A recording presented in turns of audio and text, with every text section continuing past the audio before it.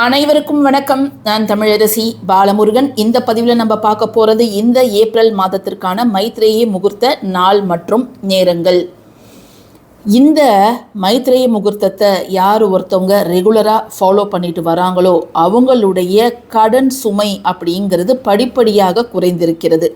யாரெல்லாம் நம்ம சேனலில் வரக்கூடிய அந்த கம்யூனிட்டி போஸ்ட்டை பார்க்குறீங்களோ அவங்க எல்லாருக்குமே நம்ம சேனலில் நாம் சொல்லக்கூடிய எளிய விஷயங்களை செய்து பார்ப்பதன் மூலம் நல்ல பலன் கிடைத்து அதை திரும்ப அவங்க நம்மக்கிட்ட ஷேர் பண்ணியிருக்கிறாங்க. நான் இதை செஞ்சேன், எனக்கு இப்படி ஆச்சு, நான் இதை செஞ்சேன், நான் இந்த மாதம் கன்சீவ் ஆகியிருக்கிறேன் அப்படின்லாம் நிறைய நல்ல நல்ல விஷயங்களை நம்ம கேட்கும் பொழுது நமக்கு ரொம்ப மகிழ்ச்சியாக இருக்குது. நமக்கு தெரிஞ்ச சின்ன சின்ன எளிய விஷயங்களை அதிக செலவில்லாமல் நீங்கள் நம்பிக்கையை மட்டும் அடிப்படையாக வைத்து செய்யும் பொழுது நல்ல பலன்கள் உங்களுக்கு தேடி வரும்.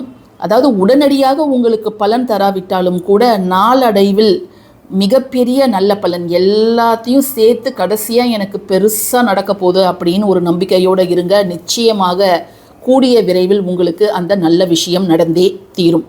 இந்த மைத்ரேயி முகூர்த்தம் அப்படிங்கிறது ஒரு குறிப்பிட்ட நட்சத்திரமும் ஒரு குறிப்பிட்ட லக்னமும் சேர்ந்து வரக்கூடியதை தான் நம்ம மைத்ரேயி முகூர்த்தம்னு சொல்லுவோம்.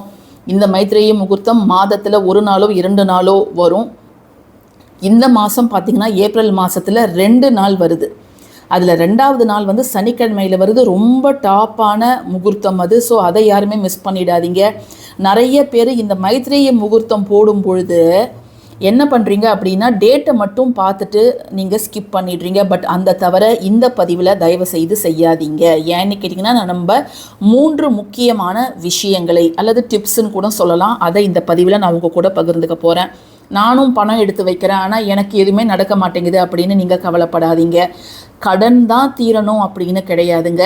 அடமானத்தில் இருக்கிற நகை வீடு தேடி வரலாம், அல்லது செலவுக்கு பணமே என் கையில் இருக்க மாட்டேங்குது, என் கணவர் பணமே என் கையில் தர மாட்டேங்குது, ஒரு பூ வாங்குறதுக்கு கூட என்கிட்ட ஒரு 50 ரூபா காசு இல்லை அப்படின்னு சொன்ன நிறைய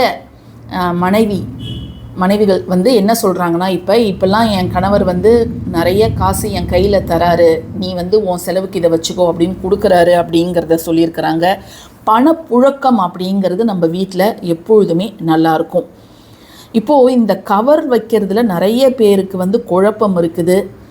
ஒரே கவர் தான் மாதம் மாதம் வைக்கணுமா அப்படின்ட்டு. ஆமாங்க, ஒரே கவர் தான். நீங்கள் அந்த கடன் தீர வரைக்கும் ஒரு கவர் நீங்கள் பயன்படுத்துனீங்கன்னா போதும். ஆனால் அந்த கவர் எந்தவித கிழிசல் நஞ்சு போனதெல்லாம் இல்லாமல் க்ளீனாக இருக்கணும். நான் ஒவ்வொரு பேங்க்கோட பெயர் போட்டே இப்போ இந்தியன் பேங்க்கில் நான் இவ்வளோ லோன் வச்சுருக்கேன்னா அந்த இந்தியன் பேங்க்கில் ஒவ்வொரு மாதமும் நான் காசு எடுத்து வைப்பேன். அதை மாதிரி ஸ்டேட் பேங்க்கில் இவ்வளோ லோன் இருக்குது அப்படின்னா அதற்கு காசு எடுத்து வைப்பேன். இப்போ நீங்கள் தனி நபர்கிட்ட வாங்கியிருக்கிறீங்கன்னா அவங்களுடைய பெயரை இங்கே எழுதலாம், தொகையையும் நீங்கள் இங்கே எழுதலாம், ஒன்றும் தவறு கிடையாது. சரிங்களா?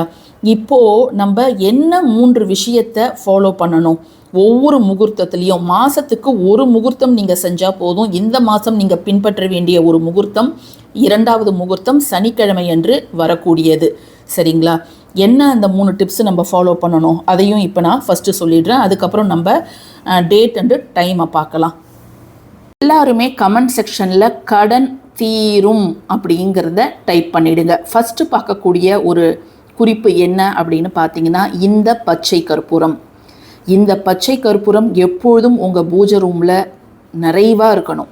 அதை நீங்கள் பார்த்துக்கோங்க. எப்படி சில சமையல் பொருட்கள், கல்லுப்பு, மஞ்சள் பொடி இதெல்லாம் நிறைவாக இருக்கணும்னு நம்ம சொல்கிறோமோ அதே போலவே எந்த ஒரு வீட்டில் இந்த பச்சை கற்பூரம் நிறைவாக இருக்கிறதோ அந்த வீட்டில் மற்ற வீடுகளை கம்பேர் பண்ணும்போது அந்த வீட்டில் பண பிரச்சனைகள் கம்மியாக தான் இருக்கும், கடன் பிரச்சனையும் கம்மியாக தான் இருக்கும், பணத்தட்டுப்பாடும் கம்மியாக தான் இருக்கும். பூஜை ரூம்லேயும் சரி, உங்களுடைய பீரோலையும் சரி, நகைப்பெட்டி, பணப்பெட்டி எல்லாத்துலேயுமே நறுமணம் வர வேண்டியதாக இந்த ஒரு பச்சை கற்பூரத்தை நம்ம வைக்கணும். நிறைய பேர் அந்த நாப்தலின் பால்ஸ் வைப்பாங்க பீரோவில், அதையும் நீங்கள் வைக்கலாம், அல்லது இதை நீங்கள் தாராளமாக வைக்கலாம். ஒவ்வொரு முறையும் நீங்கள் கவரில் பணம் எடுத்து வைக்கும் பொழுது அதில் பச்சை கற்பூரம் இருக்கிறதா அப்படிங்கிறத பார்த்துக்கோங்க. நீங்கள் ஒரு பீஸ் வைக்கும்பொழுது அடுத்த மாதம் அது ஆவியாக இருக்கும். ஸோ அங்கே பச்சை கற்பூரம் இல்லாமல் இருக்கும். அதனால் பச்சை கற்பூரத்தை நீங்கள் வையுங்க. சில பேர் யோசிக்கலாம், பச்சை கற்பூரத்தை வச்சுட்டு வீட்டில் நாங்கள் சும்மா உட்காந்துட்டு இருந்தால் பணம் வருமா, கடன் தீருமா அது தீராது. உங்களால் ஆன முயற்சிகளை எப்பொழுதும் தினம்தோறும் நம்பிக்கையுடன் நீங்கள் போட்டுக்கிட்டே தான் இருக்கணும். சரிங்களா? ஸோ ஒவ்வொரு கவர்லேயுமே இப்போ உங்களுக்கு எத்தனை கடன் இருக்குதோ அத்தனை கவர் நீங்கள் வைக்கணும். ஸோ ஒவ்வொரு கவர்லேயுமே நீங்கள் பச்சை கற்பூரம் இருக்கிறதா அப்படிங்கிறத நீங்கள் பார்த்துக்கோங்க. நெக்ஸ்ட்டு நம்ம ஒவ்வொரு கவர்லேயும் வைக்க வேண்டிய மிக முக்கியமான ஒரு பேப்பர் அல்லது ஒரு சார்ட் பேப்பரில் தான் நான் எழுதியிருக்கிறேன். Count flow.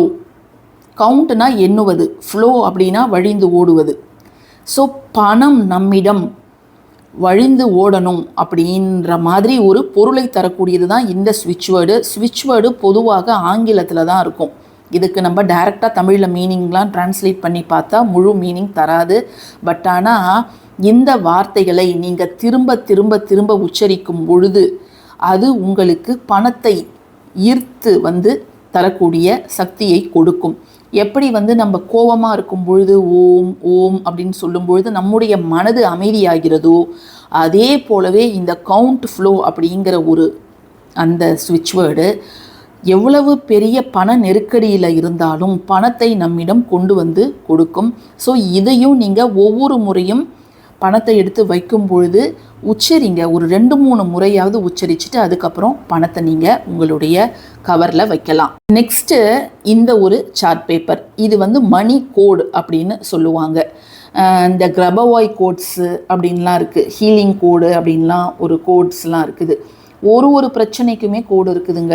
வெயிட் அதிகமாகிறதுக்கு ஒரு நம்பர் கோடு இருக்குது, வெயிட் கம்மியாகிறதுக்கு ஒரு நம்பர் கோடு இருக்குது, முகம் அழகாக மாறுறதுக்கு, வசீகரமாக மாறுறதுக்கு, முடி வளர்கிறதுக்கு, நல்ல வேலை கிடைக்கிறதுக்கு, நல்ல லைஃப் பார்ட்னர் கிடைக்கிறதுக்கு, மேரேஜ் லைஃப் ஹாப்பியாக இருக்கிறதுக்கு அப்படின்னு நிறைய கோட்ஸ் இருக்குது. இந்த ஒரு கோடு மணி கோடு அப்படின்னு சொல்லுவாங்க. பணத்தை நம்மிடம் இருக்கக்கூடிய மிக சக்தி வாய்ந்த ஒரு எண். இதை உங்கள் மணி பர்ஸில் வைக்கலாம், உங்கள் பீரோவில் ஒட்டி வைக்கலாம். இந்த எண்களை நீங்கள் திரும்ப திரும்ப திரும்ப பார்க்கும் பொழுது 8085200741 அப்படி தான் நீங்கள் இதை உச்சரிக்கணுமே தவிர 808 520 741 அல்லது 808 520 741 அப்படின்னு உச்சரிக்கக்கூடாது. முதல் முகூர்த்தம் என்னைக்கு அப்படின்னு பார்த்தீங்கன்னா வரக்கூடிய 6ஆம் தேதி திங்கட்கிழமை. நேரம் அப்படின்னு பார்த்தீங்கன்னா இரவு 8:55 மணி முதல் 11:06 மணி வரை. விருச்சிக லக்னமும் அனுஷ நட்சத்திரமும் சேர்ந்து வரக்கூடிய முகூர்த்தம். மொத்தம் இந்த முகூர்த்தம் எவ்வளவு நேரம் நீடிக்கிறது? 131 நிமிடங்கள். அதில் மையப்பகுதி 9:38 மணி முதல் 10:21 மணி வரை இந்த முகூர்த்தம் நீடிக்கிறதுங்க. இரண்டாவது முகூர்த்தம் டாப் டக்கரான முகூர்த்தம் 18/4/2026 சனிக்கிழமை காலை 5:46 மணி முதல் 7:33 மணி வரை. ஸோ சனி ஹோரையில் இந்த ஒரு முகூர்த்தம் வருது.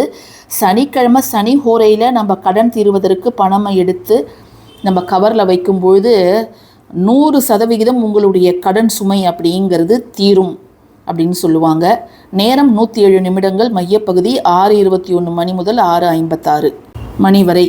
ஸோ இந்த முகூர்த்தத்தை யாருமே மிஸ் பண்ணிடாதீங்க. நிறைய பேர் நம்ம சொல்கிறத தவறாக புரிஞ்சுக்கிட்டு நாங்கள் ஆன்லைனில் போய் கட்டலாமா, நேரில் போய் கொடுக்கலாமா அப்படின்னு கேட்குறாங்க. தாராளமாக நீங்கள் அதை தான் செய்யணும். அதை செய்ய முடியாத பட்சத்தில் உங்ககிட்ட அமௌண்ட் இல்லை, அவ்வளோ பெரிய அமௌண்ட்லாம் என்கிட்ட அந்த முகூர்த்தத்தில் இல்லை அப்படிங்கிறவங்க ஜஸ்ட்டு ஒரு சிம்பாலிக்காக ஒரு குறிப்பிட்ட பணத்தொகை 10 ரூபாய் இருந்தால் கூட பரவாயில்ல எடுத்து அந்த கவரில் நீங்கள் வையுங்க. அப்படி நீங்கள் சேர்த்து வைக்கக்கூடிய தொகையை நீங்கள் கடன் அடைக்க பயன்படுத்தலாம். அப்படி இல்லை நாங்கள் ஆன்லைன்லேயே பண்ணிட்டோம் அப்படிங்கிறவங்க அந்த தொகையை ஏதாவது சுபகாரியங்களுக்கு பயன்படுத்தி கொள்ளலாங்க. அப்படி நீங்கள் செலவு பண்ணுங்கள்.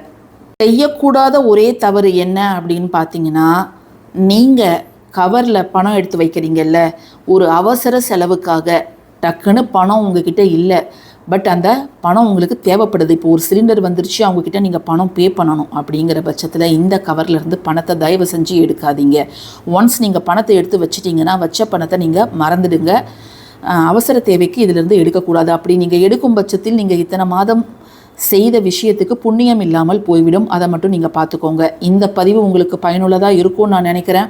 பயனுள்ளதாக இருந்துச்சுன்னா நிச்சயமாக கடன் தீரும் அப்படிங்கிறத கமெண்ட் செக்ஷனில் டைப் பண்ணிவிட்டு லைக் பண்ணுங்கள், ஷேர் பண்ணுங்கள், நம்ம சேனலுக்கு சப்ஸ்கிரைப் பண்ணுங்கள். தேங்க்யூ ஃபார் வாட்சிங் திஸ் வீடியோ. நன்றி.